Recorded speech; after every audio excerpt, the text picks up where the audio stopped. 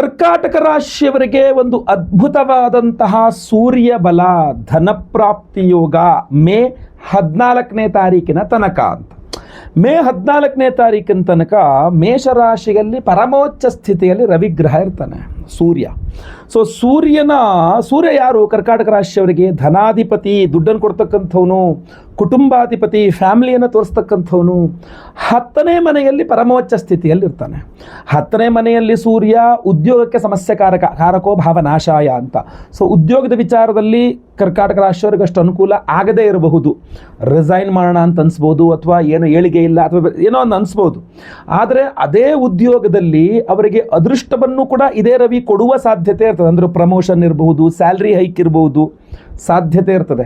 ನೀವು job resign ಮಾಡೋ ಅವಶ್ಯಕತೆ ಇಲ್ಲ, ಸ್ಯಾಲ್ರಿ ಹೈಕಿಗೋಸ್ಕರ ಕೇಳಿ ಖಂಡಿತವಾಗಿ ನಿಮಗೆ ಕೊಡ್ತಾರೆ ಅಂತ. ಸೊ ಆ ಒಂದು ಅವಕಾಶಗಳು ತುಂಬ ಜಾಸ್ತಿ ಇದೆ ಯಾರಿಗೆ? ಕರ್ಕಾಟಕ ರಾಶಿಯವರಿಗೆ.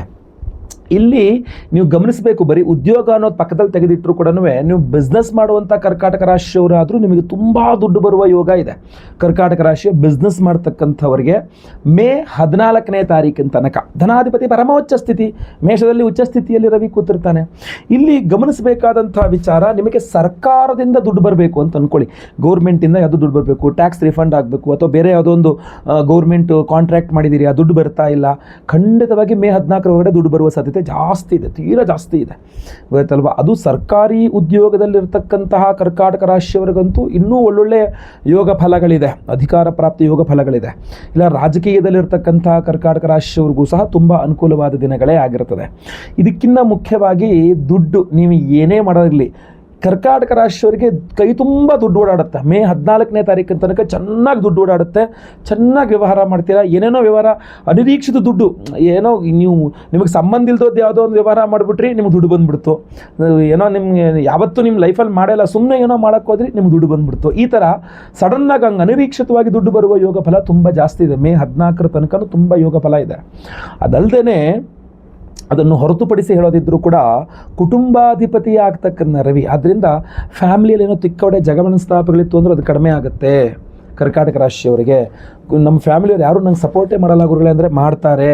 ಮೇ 14ನೇ ತಾರೀಕಿನ ತನಕ ಕುಟುಂಬದವರ ಸಹಕಾರ ತುಂಬ ಜಾಸ್ತಿ ಸಿಗುತ್ತೆ ಕರ್ಕಾಟಕ ರಾಶಿಯವರಿಗೆ. ಅಷ್ಟೇ ಅಲ್ಲದೆ ನಿಮ್ಮಿಂದ ಅವರಿಗೆ, ಕುಟುಂಬದವರಿಂದ ನಿಮಗೆ ತುಂಬ ಅನುಕೂಲಕರವಾದಂತಹ ದಿನಗಳು ಕಂಡು ಬರ್ತಾ ಇದೆ. ಸೊ ಯಾರು ಚಿಕ್ಕ ಪುಟ್ಟ ಮನಸ್ತಾಪಗಳಿದ್ರು ಅದನ್ನ ಮಾತಾಡಿ ಪರಿಹಾರ ಮಾಡ್ಕೊಂಬಿಡೋದು ಒಳ್ಳೆಯದು.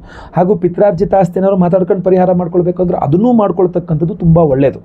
ನೋಡಿ, ಯೋಚನೆ ಮಾಡ್ಕೊಳ್ಳಿ ಆ ವಿಚಾರದಲ್ಲಿ. ಇನ್ನು ರವಿಗ್ರಹ ಪರಮೋಚ್ಚ ಸ್ಥಿತಿ ಅಂದಾಗ ರವಿಗ್ರಹ ನಿಮಗೆ ಉದ್ಯೋಗಕಾರಕ. ಸೊ ಉದ್ಯೋಗದಲ್ಲೇ ಪ್ರಾಬ್ಲಮ್ 10ನೇ ಮನೆ ಅಂದಾಗ, ಸೊ ಅದರಿಂದ ಸ್ವಲ್ಪ ಏನೇ ಉದ್ಯೋಗದ ರಿಲೇಟೆಡ್ ತೀರ್ಮಾನಗಳು ತೊಗೊಳ್ಳೋದಿದ್ರು ಮೇ 14 ನಂತರ ತೊಗೊಳ್ಳಿ.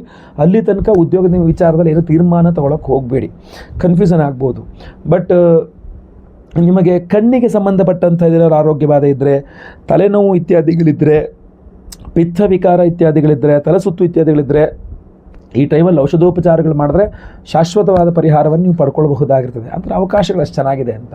ನಿಮಗೆ ಏನಾದರೂ ಡೌಟ್ಸ್ ಇದ್ದರೆ ವೈಯಕ್ತಿಕ ಜಾತಕ ಪರಿಶೀಲನೆ ಮಾಡಿಸ್ಕೊಳ್ಳಿ. ನಿಮ್ಮ ವೈಯಕ್ತಿಕ ಜಾತಕದಲ್ಲಿ ರವಿ ಎಲ್ಲಿದ್ದಾನೆ, ಗೋಚಾರದ ರವಿಯ ಪರಮೋಚ್ಚ ಸ್ಥಿತಿ ನಿಮಗೆ ಏನೇನು ಅನುಕೂಲ ಮಾಡಿಕೊಡಲಿದೆ, ಅಥವಾ ನಿಮ್ಮ ವೈಯಕ್ತಿಕ ಜಾತಕದಲ್ಲಿ ಏನಾದರೂ ಒಂದಿಷ್ಟು ಸಮಸ್ಯೆಗಳಿರಬಹುದು, ಉದ್ಯೋಗ, ವ್ಯಾಪಾರ, ವ್ಯವಹಾರ, ವಿವಾಹ, ದಾಂಪತ್ಯ, ಸಂತಾನ ಇತ್ಯಾದಿ ಹಲವಾರು ವಿಚಾರಗಳಿರಬಹುದು.